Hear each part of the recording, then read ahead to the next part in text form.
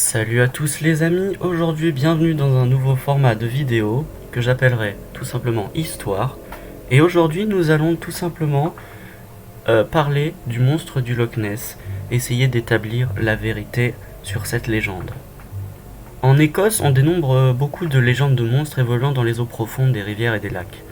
La première trace supposée qu'on ait de ce fameux monstre du Loch Ness remonte à 565. Saint Colomba, un moine irlandais, sauva un de ses disciples qui venait de se faire attaquer par un monstre. Ce fameux monstre, c'était le monstre du Loch Ness. Malheureusement, pas plus de précision sur le physique de la bête. Ce qui était resté un vieux mythe refit surface en 1934. Un médecin du nom de Robert Kenneth Wilson va prendre cette photo qui deviendra mythique et fera connaître le monstre du Loch Ness à toute la planète. Dans cette photo, nous apercevons une forme sombre sortant de l'eau. Retenez-la bien, elle est importante pour la suite de notre enquête. Il y avait également d'étranges traces sur la berge. Suite à cette photo, les témoignages disant avoir observé le monstre se sont multipliés. Aujourd'hui, on comptabilise plus de 1000 témoignages affirmant l'apparition du monstre du Loch Ness. Seulement voilà, tous les témoins ne disent pas avoir vu la même chose. Certains voient une bosse, d'autres deux ou encore trois. Il est généralement décrit comme étant un serpent de mer ou un plésiosaure.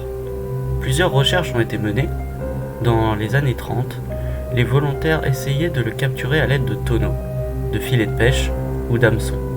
Puis plus tard, à l'aide de nouvelles technologies dans les années 60-70, comme le radar naval, le sonar ou encore des webcams. Et à la suite de tout cela, on peut élaborer plusieurs théories. En 1965, un zoologue belge, Bernard Heuvelsman, réputé pour chercher des animaux inconnus, estime qu'il s'agit d'une espèce inconnue de pinnipède, une sorte d'otarie phoque morse. Vous voyez ce que je veux dire. Il y a beaucoup d'autres théories, incluant des animaux comme des exturgeons ou des tritons à long cou. Également dans l'émission River Monster, Jeremy Wade pense qu'il s'agirait d'un requin du Groenland.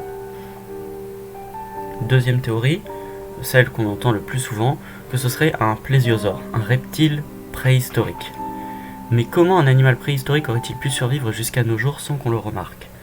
De plus, il en faudrait plusieurs pour que l'espèce survive sans lien de consanguinité.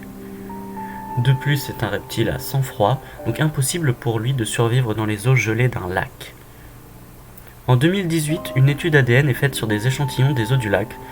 On en ressort la possibilité que le monstre ait été confondu avec une anguille. Beaucoup de ces photos et vidéos sont en fait des méprises. Beaucoup de branches d'arbres sont parfois confondues avec Nessie, des vagues, des animaux, un nageur ou même une épave de bateau.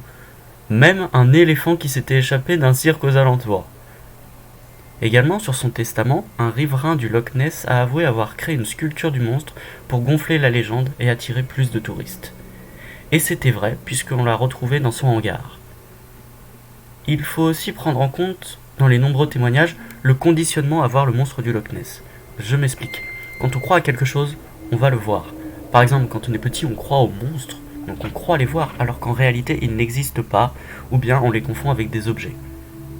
Vous vous souvenez de la photo que je vous ai montrée en début de vidéo? Eh bien, son auteur, Robert Kenneth Wilson, a avoué quelques années plus tard qu'il s'agissait d'un calunar et que c'était un jouet en plastique. C'est également lui qui aurait tracé les traces sur la berge, mais pourquoi? Selon Wikipédia, c'était sur ordre du gouvernement. Étrange. Conclusion.